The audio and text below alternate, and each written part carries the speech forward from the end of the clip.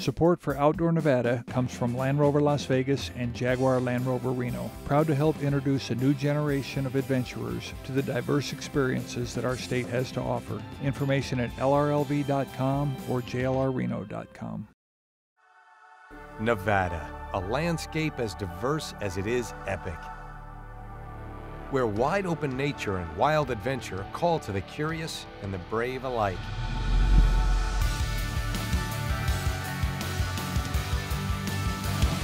How much water were they pumping in over there? With the first siphon pipe, it was 2 million gallons a day. After the system was completed, it was 10 million gallons a day. I follow the clues of the engineering feat that helped make the Comstock possible, the Marlette water system. You have everything. I mean, I knew that this was a ghost town, but I had no idea that you would keep the possessions of the ghosts themselves. I know. That's what makes it fun. Miners once sought their fortunes in Nelson, Nevada, and today I'm following in their footsteps. Zoe, that was awesome. That was awesome. I hang out with Zoe, one of the best young wakeboarders in the country. She shows me a thing or two about wakeboarding. Took a bite, he got interested, but what happened was I didn't give him enough line to run. And in Gardnerville, I hope to catch a big fish with a small fly.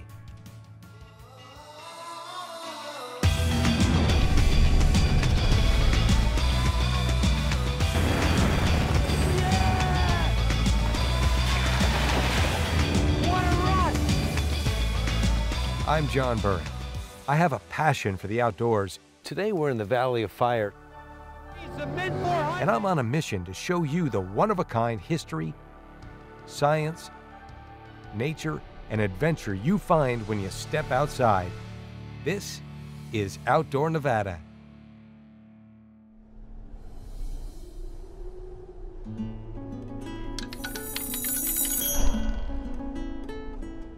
Nevada is without a doubt the most beautiful state in the country.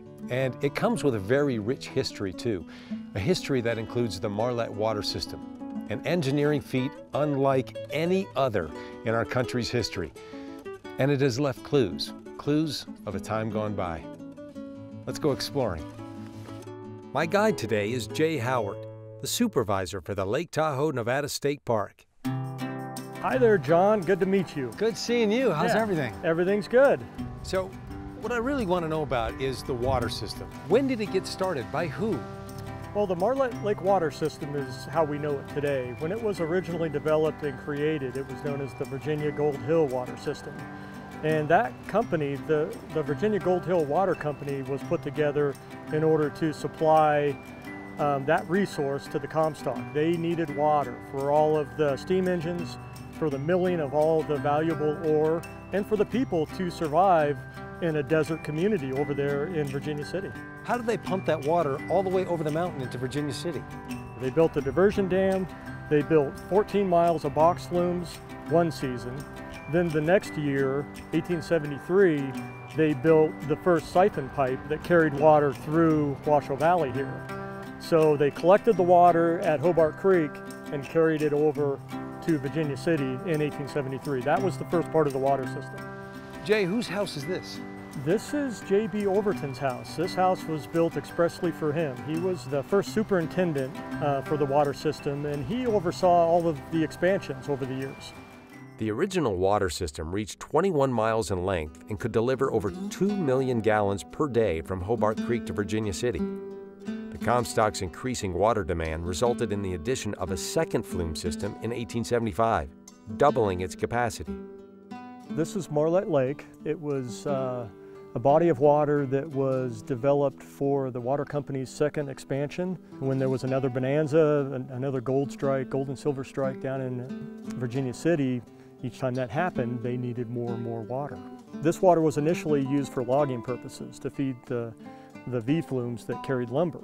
So when the water company got back this far, they got permission from the logging company that owned the lake to take as much water as they needed. So they built the dam higher, and they built the flume system that carried water from this lake over to the tunnel into the rest of the water system. So the dam was originally put in when? The dam was originally put in the early 1860s. And then it was expanded or raised about when? In 1875. Since Hobart Creek was not providing enough water to the mines, the Virginia and Gold Hill Water Company turned to the Marlette Lake as an alternative, raising the dam to expand the lake. So Jay, this is the Red House? This is the Red House Flume Tender Station. This is where the flume tender lived and his family. And then over here is the bunkhouse that housed the summer crews that came up to maintain the box flume. A box flume is a man-made structure built along the natural terrain that uses gravity to transport water for human consumption and mechanical use. It was the job of a flume tender to keep the flumes repaired and the water flowing. The Marlette Water System had 6 flume stations. This is a restoration project that we've started on. Right now we're just stabilizing the structure. We have recently had it lifted up and a concrete foundation poured underneath, and just the other day it was lifted back down. In 1911, the Hobart Dam broke and washed away the original red house built in 1875. But there's wires coming out, so you didn't have electricity out here back then, did they? There was no electricity, but all these flume tender stations were tied together with a phone system after the turn of the century, so that even down in Virginia City, they could call up here and see what's going on with the water system. The Red House was recently listed on the National Register of Historic Places. Jay, is this part of the system as well? This is part of the water system that continues to function today. This is the 18-inch transmission line, the main pipe that all the water goes into from these different collection points up above us. Everything into this pipe and then on out to the number 2 pipe, the inverted siphon, that carries water through Washoe Valley and continues to function today. The system as a whole transported water by gravity through a combination of flumes and a tunnel. The inverted siphons pushed the water through the Washoe Valley and up to the Virginia Range. This is the inlet to the siphon pipes that carried all the water that they collected up in the backcountry, brought it via box flume to this point. The water went into these siphon pipes and basically went down the slope through the Washoe Depression or Washoe Valley down there, and then back up the Virginia Range on the other side and over to the Comstock, Virginia City. How much water were they pumping in over there? With the first siphon pipe, it was 2 million gallons a day. After the system was completed, it was 10 million gallons a day. That is a game changer if you lived in Virginia City. That's a lot of water. That is a lot of water. I'm in awe. Yeah, well, this was the part of the project that was most amazing to me anyways. And when you read about it and things like that, it's just described as a feat of engineering that had really never been done before.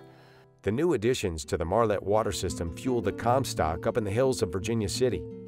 Companies worked together for one common goal: gold. Oh, Jay, this is it, huh? Yeah, this is the tunnel. Wow. So tell me about this. This goes all the way through? This was a 3,994-foot tunnel, almost a mile long, that they built in order to get Marlette water from inside the basin to the outside of the basin. Huge amount of history standing here before us. This park has this historic water system within its boundaries. So we sort of feel like we're the stewards of this historic water system because, you know, there's nobody else to take care of it but us. And you know, if you didn't know any better, you'd just be looking at some lumber that's rotting and a keep out sign. Yeah, this is a well-kept secret. We want to try to fix that so that more people can see what we have back here. Yeah. After the decline of mining, the water system was sold to a couple of different companies. It was not until 1963 that the state of Nevada purchased what was left of it, diverting part of the water to Carson City. One big happy circle we just made, Jay. We're back at JB's house, and I'm thinking, that really was a marvel what they pulled off, wasn't it? It really was, yes, yes sir. What were some of the stats? And we're talking about 46 miles of box flume, 21 miles of inverted siphon pipe, because there were 3 of those, 7 miles each, 6 maintenance stations, 4 reservoirs, and a whole lot of work to keep that water flowing. Yeah, all that stuff, and it really boiled down to the human spirit making it happen. Jay, thanks so much. I had a blast today, I really did. Yeah, today was great. Let's do it again sometime. You're on, man.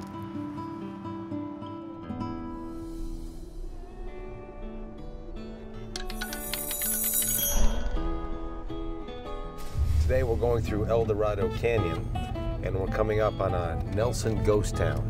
Now this is a little place that was formed in the 1700s, and then in the 1800s they discovered gold in them thar hills. It became a bustling town of about 500 people. And today it's filled with all kinds of weird and interesting things to look at. So we're gonna pull in and take a look. Meet Bobby Worley. She and her family own this treasure in the desert, and I'm curious to unfold its mysteries. Bobby, how are you? I'm doing great. Nice seeing you. You too. This is unbelievable. We love it out here. What structure, what building am I inside right now? This was the dining hall rec hall for the miners. Now, how did you come to own this place? We were looking for a few acres just to put boats, and we'd drive by it, but it was always falling apart. So we decided we'd find out who owned it, call up and see if they would sell a few acres, and we did that, and they actually told us no, not interested. And they called us back about 2 years later and offered us the 51 acres here in the patented gold mine. I knew that this was a ghost town, but I had no idea that you would keep the possessions of the ghosts themselves. I know. That's what makes it fun. Well, show me some more. Let's go take a tour. Absolutely. Legend has it, a man named John Moss came here looking for gemstones in 1861. The local Peyote Indians led him to the treasure he so badly desired. This is what he was looking for? Yeah, white quartz. That was the gas and steam that actually was coming up when the mountains were forming under huge pressure. And it's so hot, it melts whatever metals are by it. It comes up right here. It was coming up about 60 miles deep in the earth. And it's coming up under huge pressure, and it actually melts any metal. If there's metal down there, it's going to bring it up. And when the mountain cools, all that gas, steam, and liquids actually cool and form white quartz. The Indians are always attacking the miners. It stops production of the mines. And President Lincoln was actually using some of the money from Nevada to help fund the Civil War. The history is so thick, Yeah. and the stories are so fluid in here. It's just an awesome place to be. History is waiting for us all around the property, and I'm eager to join the rest of the group for a tour. All this green gravel rock we're walking on right here is ore out of the mine. And a ton of this rock is a yard square. And they averaged 1 ounce of gold and 17 ounces of silver for every ton of this rock, which is about an ore cart full. And if you wanted to, you could dig deep on this land and probably find sure. some more. Yeah. Oh, sure. Oh, sure. Yeah, Yeah, it's I'm fun. standing on gold.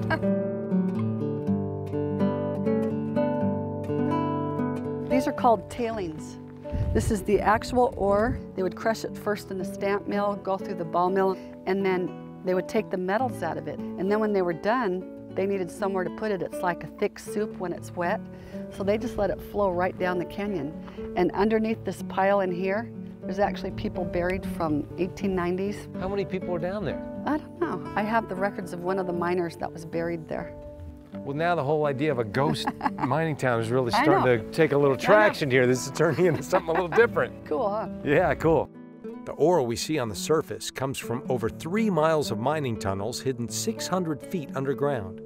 So this is it. This is the opening of the It mine. is. Yep. Wow. We're gonna go right in here, you guys.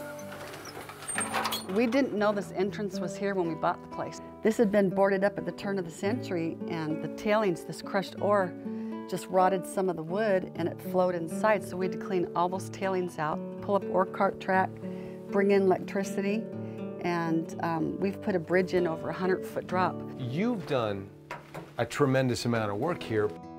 As we make our way through the dank, narrow tunnels, I discover why John Moss came to town. If you look right here, you can actually see the quartz vein that they're chasing. They actually take this out, usually 5 to 6 feet around it in every direction. That's the area that the metal would have been deposited in when the mountains were forming. As long as they saw that vein, they Yep. were happy people. Yeah, and these tunnels we're in right now, these were drilled in the year 1880, and they were done by candlelight, so there's all kinds of stuff left here. They've taken out all the rich stuff, and everything lower grade is what's still here. So how deep are we right now? 200 feet down. This is a miner that blew himself up in the 1890s that's buried right outside under the tailing pile by those buses. What he did is he drilled his holes. He'd put his black powder in them. He went to get his wood tamping rod, like the one on his lap right there, to pack that black powder, and he couldn't find it. So he took a steel drill bit, turned it around backwards, and used the steel to pack the black powder. It sparked. It actually threw the drill bit back to his head and killed him in the explosion. Whoa. I know. I had a blast exploring this mine and its history. I'm ready to see the daylight again and get some fresh air, if I can find my way out. Nevada is great on the surface, but sometimes it's even better underground.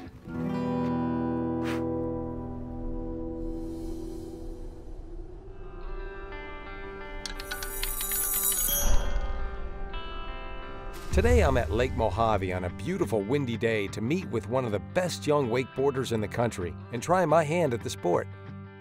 Zoe, hi. Hi. How's everything? It's pretty good. Good. I got to tell you, I'm so excited about today because wakeboarding I know very little about. How did you hear about it? How'd you get into it? A lot of my friends were doing the same sports I was doing, and I wanted to try something new, so I found wakeboarding. Zoe Luquette has only been competing for a year, and she's already placed 6th in the Pan American Championship in Argentina. If we were to go out to Lake Mead right now, do you think you could coach me, maybe even get me up on the wakeboard? I can try. She can try. That's diplomatic. Let's go give it a shot. All right. I've never been wakeboarding before, so I'm hoping she can teach this old dog a new trick. Do you like coming out to Lake Mojave the best, or what are some of your favorite places? I really like Lake Mojave because it's so big and the water's cool. It never really warms up, so then like you just fall and you're nice and cool. Wakeboarding, which was originally called scurfing, became popular in the 1980s. It's been a part of the World Games since 2005. What did that feel like when you first got up and it got going? It felt amazing. Like I felt like alive and like full of energy, and it was just like the best feeling ever. Did you think you could do it on the first time? I did not think I could. I really thought it would take forever to get up. That's actually a good lesson in life, isn't it? Yeah. You don't know what you can do until you try. Yeah. So what are you going to do with it now that you found out you're good at it? You've been at it for a short time, you've had a lot of success. What are you going to do? I really hope to become pro. I don't know if that will happen or not, but I really hope it does. And even if I don't, I just hope to get the sport known to more people. Let's talk about the equipment itself. Do they come in different sizes? Mine is 132 centimeters. And they come much bigger. Yeah, they can be like 140s or 120s. So if you're trying it for the first time, you go with something a little bigger. Yeah, you want to go with something bigger so that when you get up, it just like floats to the surface. Wakeboards are typically made of fiberglass wrapped around a foam or wood core. They need to be light, flexible, and durable. What do you think about this spot? This is really good. Yeah, how come? What do you like about it? The water isn't too bumpy. It's pretty smooth, and that makes it easy to ride on. Lake Mojave's 50-degree water calls for a wetsuit, and Zoe is ready to jump in. You good to go? Thumbs up? All right.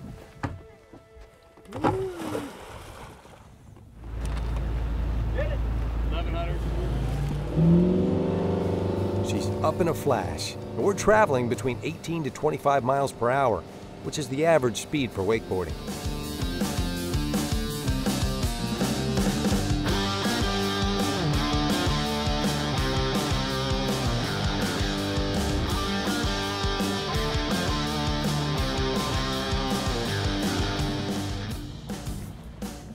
Zoe, that was awesome! That was awesome! Zoe has a great ride. Now it's my turn.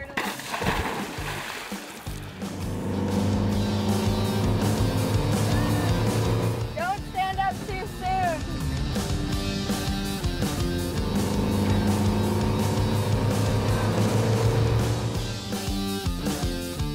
I might have to practice wakeboarding a little bit more before I can hang out with Zoe and her friends. I just tried what you do. Now you got to do what I do. Say something like, we've been having a blast here on Outdoor Nevada. We've been having a blast at Outdoor Nevada. See you next time. Is there anything she can't do?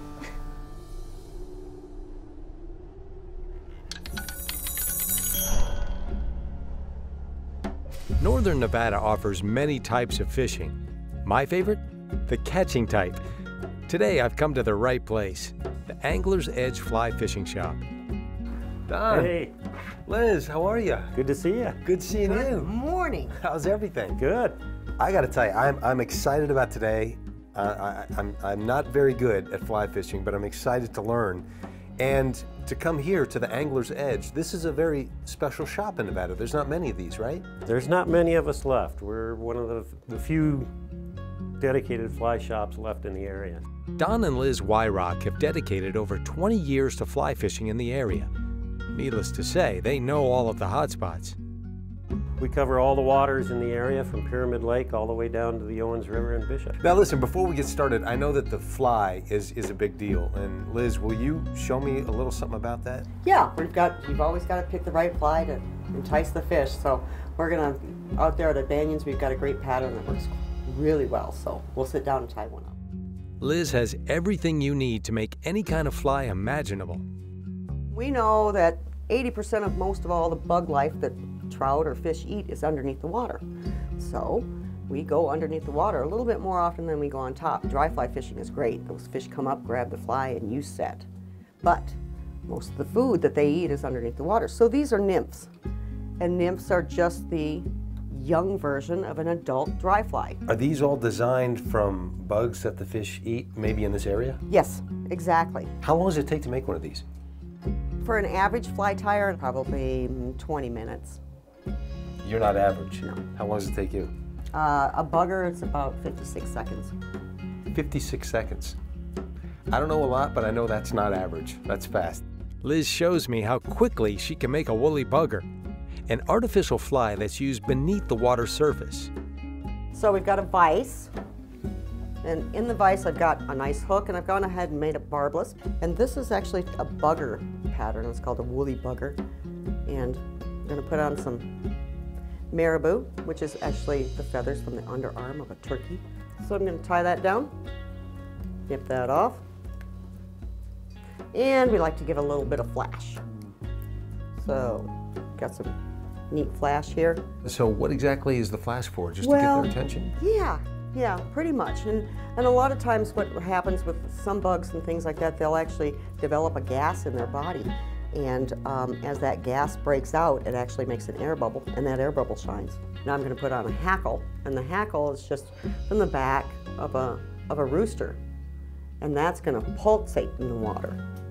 Wow. Make a knot. That's that amazing. Done. And there you go. Now that I have a custom-made fly, I better go drop it in the water and break it in.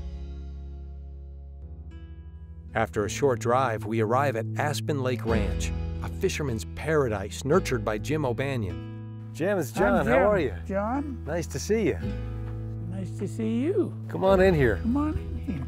So they told me you're the best fisherman in Nevada. Is that true? No, he's the best fisherman. I'm the best grower. Oh, is that right? Yeah, Well, the fish, are they biting today? yeah, they're like. Yeah. This is not called fishing here, this is catching. Oh, I like that. Here in Aspen Ranch, no fisherman gets out without proper gear, and that includes a floating tube. So we're going to grab a couple of these tubes Okay. and get you a pair of waders that fit, or at least come close, All right. and just drag it right outside. All right, just head out this way. That's it. Okay. Aspen Lake Ranch has been in operation for nearly 50 years. Here, Jim raises the hardiest rainbow trout in the area. All right, so let's ease them in. A minute to make a fly in the shop and no time for the fish to start biting in the lake. Hit. Oh yeah, oh yeah. Got it. Keep tight, keep tight. Right here, there you go.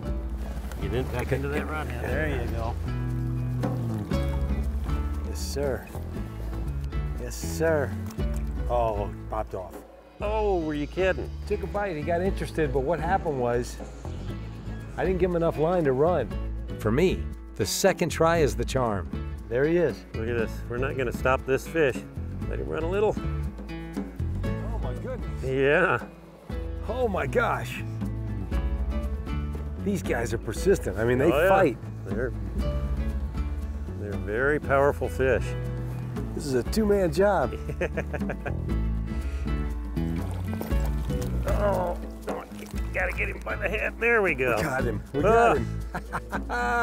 Oh, what a great day.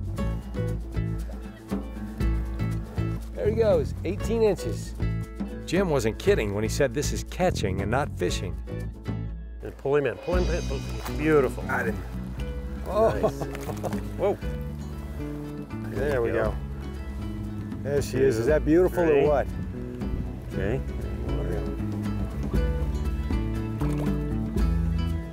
Fast. Nice. What a great day. Nice. You know, I'm sure that I had some concerns before I got here today, but I can't remember what they are. Well, that's the whole idea, is come out about, forget about everything. I mean, what do you got to worry about sitting out here like this? This is the life. Absolutely. This is the life.